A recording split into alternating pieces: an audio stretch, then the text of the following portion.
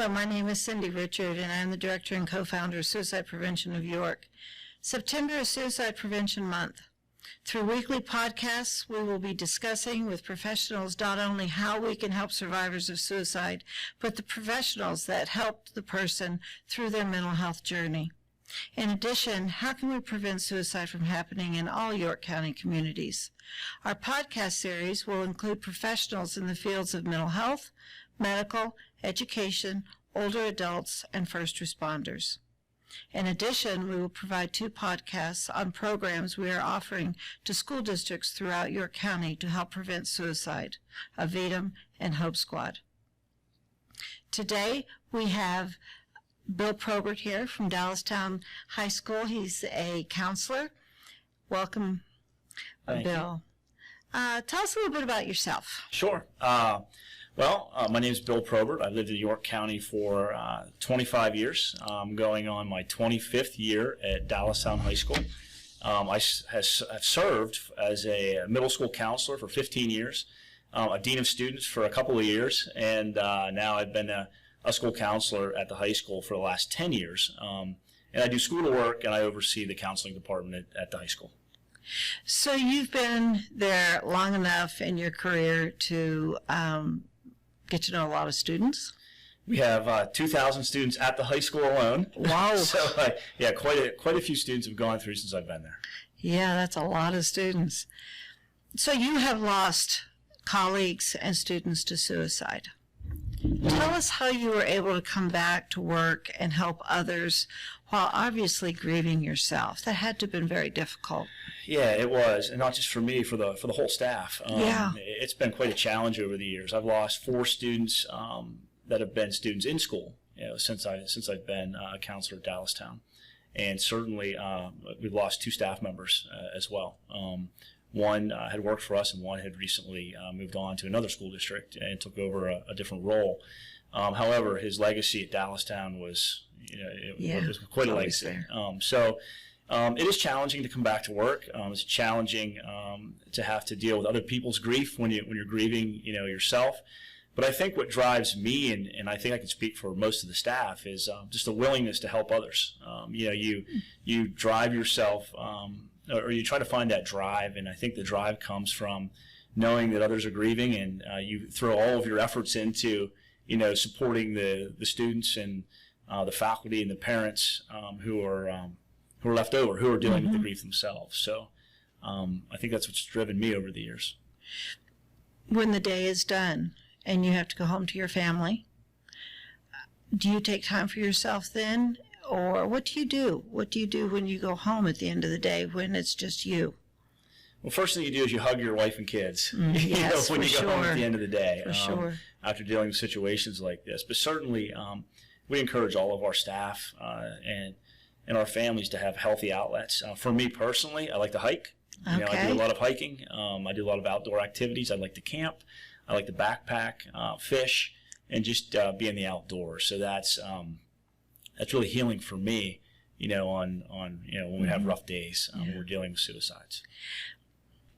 I have noticed recently that a lot of people have gone to the outdoors, and they have gone to nature to just take a breather, be by themselves, or, be one with nature, if that's what you want to say. But it does really help when you can just sometimes just look at the world around you and think about what's going on. I know sometimes if I've had a bad day, I think, well, at least I didn't lose someone to suicide today, and there's always going to be something worse than what you're going through, but you do have to take care of yourself because it does build up over time too. And suicide isn't the only thing that Dallastown has dealt with over the last few years. It's car accidents, it's drug overdoses, and things like that. How do you do it? How do you get up the next morning and say, I'm going to work? Well, I think it's really a focus on, how do we better ourselves? When we think professionally, it's what can we do better now? This happened, or that happened, or this student passed away, this student took their life. We've had students that, and I don't want to minimize the students that we've lost in school, but we've lost quite a few students that have just graduated too. Exactly. Which has been a huge concern for us. So it's, what can we do to better our programs? What have we missed anything along the way? Certainly, it's a look at ourselves. So it's really focusing ourselves to come in and do the job, per se. And it is challenging at times, but I think, when we find that focus and we know that we're helping others, it's helpful for us, to, kind of package the whole deal, and know that we're doing something, better, in light of the losses that we've had. Well, it's obvious since you've been at Dallastown for 25 years that counseling is who you are. And I think over time that does become part of who you are, part of your personality. Yeah. And that's wonderful. Do you get a lot of students that come into your office that are maybe not suicidal, but they're just giving up?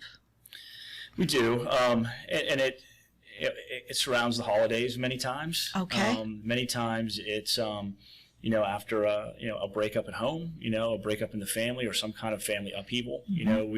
We'll see students quite a bit in those situations. Many times they're just looking to process it with someone. They just want to process it. They want to know that it's going to be okay, and they're trying to look for an outlet, and that's what we try to provide to them. That's good. Sometimes it's just they want a connection other than what they've had in the past. Maybe they're not connecting with a mom or a dad or a parent or a guardian. Maybe they're not connecting with a sibling, so they're trying to find a connection in school in a safe place where they can share. So we do have quite a few students come in. That connectivity is known to save a lot of kids, and through COVID that was something that was missing because kids couldn't connect with their friends through school. Did many kids reach out during COVID times when they were at home online? We talked about this a lot. They really didn't. That's interesting. We had some that reached out. Mostly it was us reaching out to them. We had identified them in the past as students who had concerns, so we were constantly checking in with them or their families to make sure that they were doing okay. They were reluctant, if they were remote learners, to reach out because we were doing telehealth, and I think they respond better in person, with those connections. So I think they were a little reluctant to do that. But in many cases, we had, even though they were remote learners, we had parents drive them in to meet with us. Oh, interesting. So that was kind of neat to see. We also had PCBH, Pennsylvania Comprehensive Behavioral Health, running through our school as another mental health provider, and we had students that accessed them, throughout the pandemic and during our closure, from time to time. So that was really helpful to see that. But it just speaks to the connectiveness that they're looking for. Yeah, for sure. Well, that's really interesting. And I've heard other school districts were saying too that the counselors were having to go the extra mile and to meet with their kids because they weren't connecting with them as easily. So do you have any suggestions how we can prevent suicide at any age? I really think we just said it, a lot of it's connections. It's just building connections for students. I know that, part of, our theme coming into this school year, or our overarching theme will be connections, reconnecting students that are coming back into the school, connect the ones who are there, making sure their connections are solid, so, some of the surveys going out to students the first day of school will be, who are you connected with? Can you name some adults in the building that you're connected with? Can you name some friends that you're connected with? But the surveys also go out to our staff members. Who are you connected with? Do you feel connected to staff? How do students feel about you? To try to, bridge some of those gaps that we know exist, with human beings in general. Definitely in schools. So just trying to build those bridges, that maybe weren't there before. So it's a lot of work. It's going to be a challenge ahead of our administrative team, sort of our counseling department and our faculty and staff, but one that we're definitely looking forward to, getting kids back in the buildings. Yeah. And you brought up a good point. You can't leave your staff out, and the teachers. How are they connecting? And especially from what I understand, there's a huge turnover in the schools this year with staff, and so you're going to have a lot of new staff coming in. We will, yeah. We have a lot of new staff, and one of the things we do day one is reach out to them. We've reached out to them already, just to invite them in and try to connect them with different clubs, organizations, different staff members, so they feel mentored, when they come in. So. Great idea. Yeah. That's a great idea. Well, hopefully this will be a very nice school year, and I know it's going to be a tough one, but trying to get the kids back into sync again and get them back into school again, but I know the kids are looking forward to it too. And so anything you would like to say to our listeners that may be struggling right now and possibly contemplating suicide? Reach out to someone, please. There are, and that's easier said than done sometimes, but there are hundreds and hundreds of resources in York County, from a suicide prevention helpline to Suicide Prevention of York, to people that you know in your household, to friends, family, school counselor, teachers. We are readily there and available to help. I know Dallastown, we have our hotline that's on our website. They can call at any time and will be answered at any time, 24/7. Someone would be checking that and be able to get back to them if there's a concern. But certainly reach out to someone that's close to you, and know that there are people there to assist, with whatever's going on in your life.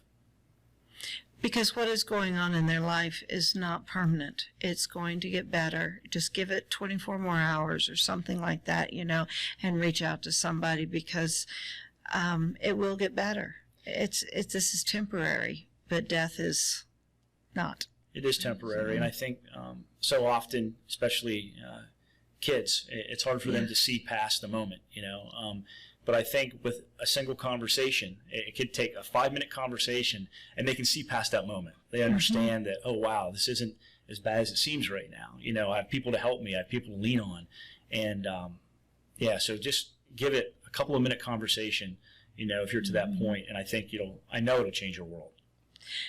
We've said a lot that sometimes a smile, sometimes a hello can change somebody's life, and you never know it. If you're in the grocery store or at school, and I've heard so many stories that if somebody would have just smiled at me, I probably wouldn't have taken they wouldn't have taken their life, and stuff like that, or they wouldn't have attempted.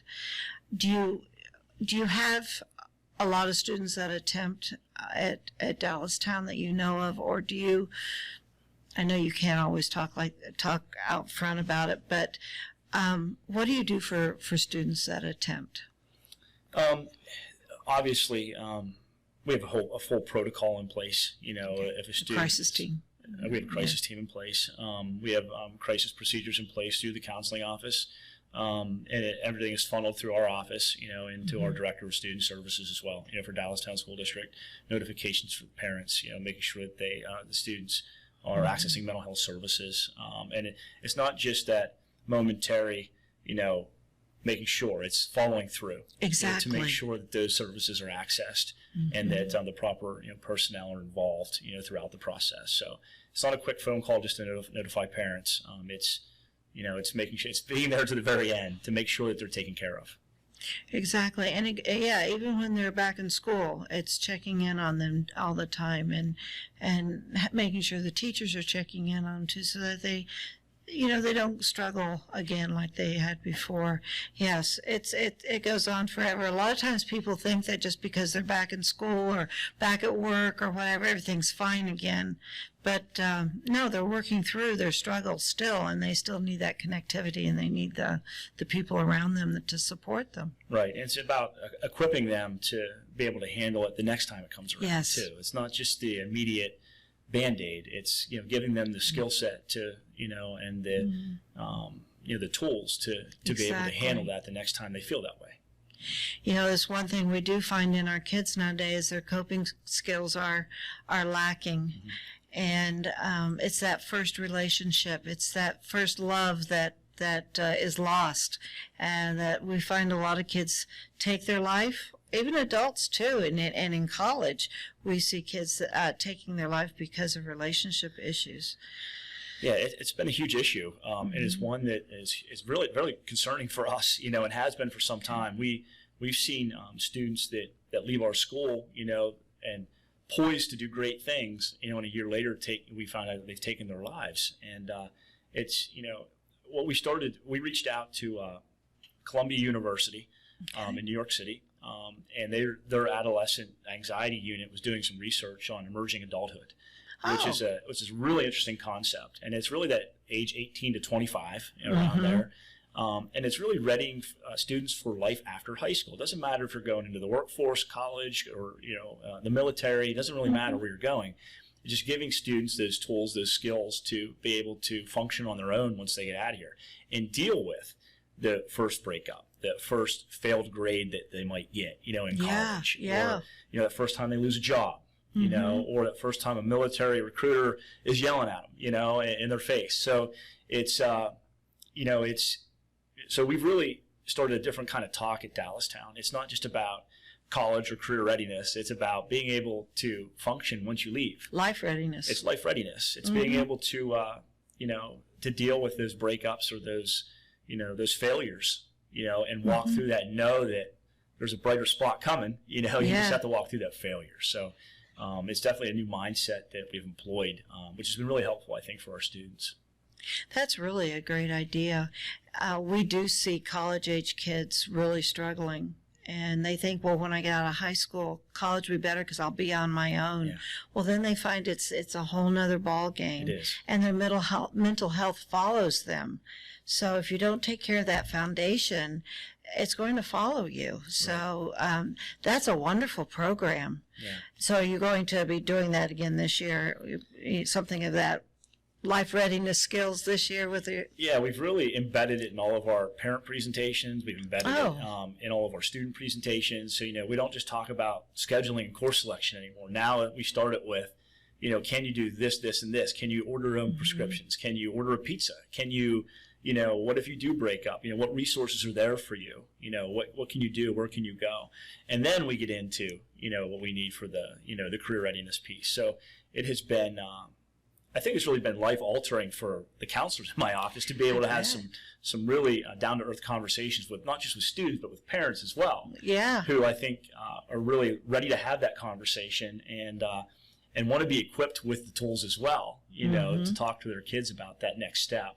And it's not always about career readiness. No. It's about life readiness and just getting out there. So. And unfortunately, that's what a lot of people think counselors do. They just get kids ready to go on to college or not, whatever they do after school. It's a lot more than that. It is, and it's important, but the health and safety of students is 100% more important than where you're going once you have a foot out the high school door. And it is teaching them life skills and how to do it. And I'm glad the parents are on top of it too, because, you and I were talking earlier before the podcast that you have to teach kids even how to be friends, like, with someone else when they start kindergarten, and teach kids different things all the way up through their developmental stage about life.